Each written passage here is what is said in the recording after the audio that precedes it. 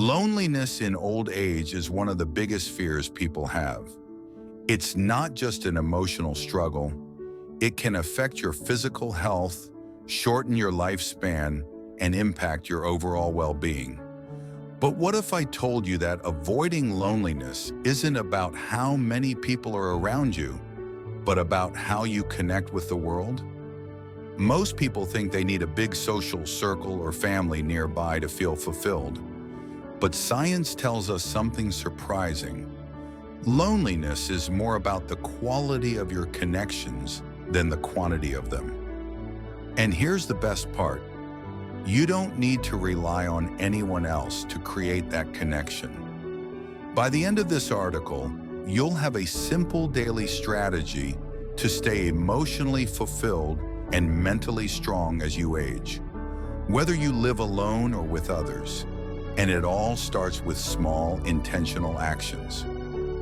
First, let's clear up a common misconception. Loneliness and being alone are not the same thing. Some people live alone and feel completely content, while others are surrounded by family and still feel disconnected. Loneliness isn't about physical isolation. It's about a lack of emotional connection. This means you can be in a crowded room and still feel lonely, or you can be by yourself and feel perfectly at peace. Loneliness isn't just an emotional issue. It changes your body on a biological level. A groundbreaking study from Harvard found that loneliness triggers the same stress response as physical pain. That's right. Your body reacts to loneliness the same way it does to an injury. Other studies have found that chronic loneliness can increase the risk of heart disease by 29%, raise the likelihood of dementia by 50%, and shorten lifespan as much as smoking 15 cigarettes a day. That's why addressing loneliness is just as important as exercise, nutrition, and sleep when it comes to aging well. The secret to avoiding loneliness isn't about making new best friends or having a busy social calendar. It's about something much smaller. Daily micro-connections. Micro-connections are small, meaningful interactions that make you feel connected to the world. They're not deep conversations or long friendships. They're the tiny moments that remind you you're part of something bigger.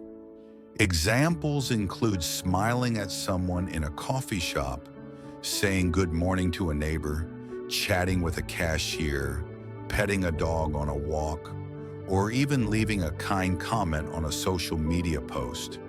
These interactions may seem insignificant, but they rewire your brain to feel connected and included.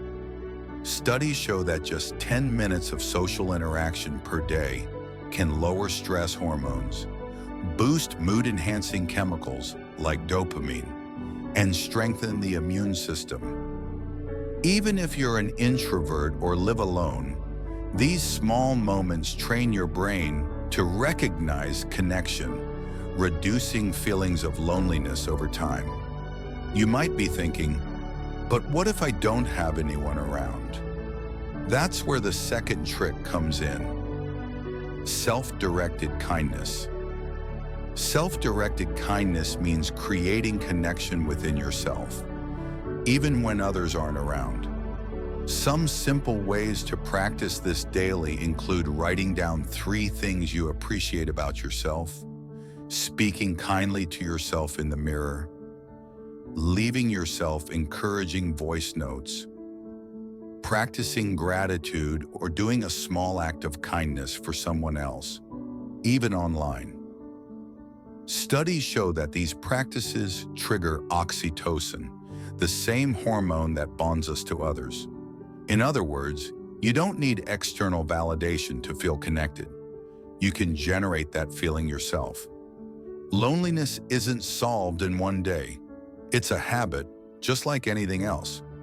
Here's how to turn micro-connections into a daily practice. Start small with 1-minute interactions, just one tiny moment of connection per day, like saying thank you with eye contact or smiling at a passerby. Then create a simple routine. Make connection a daily habit by reflecting on meaningful moments, practicing gratitude, and engaging in brief social interactions. Finally, reframe loneliness as a signal, not a sentence. See it as a reminder from your brain to take action rather than a permanent state. Most people think avoiding loneliness requires other people, but the truth is, you have way more control than you realize. By practicing daily micro-connections and self-directed kindness, you can create a sense of belonging without relying on anyone else. And if you take one action from this article, let it be this. Tomorrow, try just one micro-connection, just one, and see how it changes your day. Because the happiest people aren't the ones with the most company. They're the ones who know how to feel connected, no matter what. If you found this helpful, don't forget to like the video, comment below with your thoughts, and subscribe for more life-changing insights. Your engagement helps spread this message to more people who need it. Thanks for watching, and I'll see you in the next one.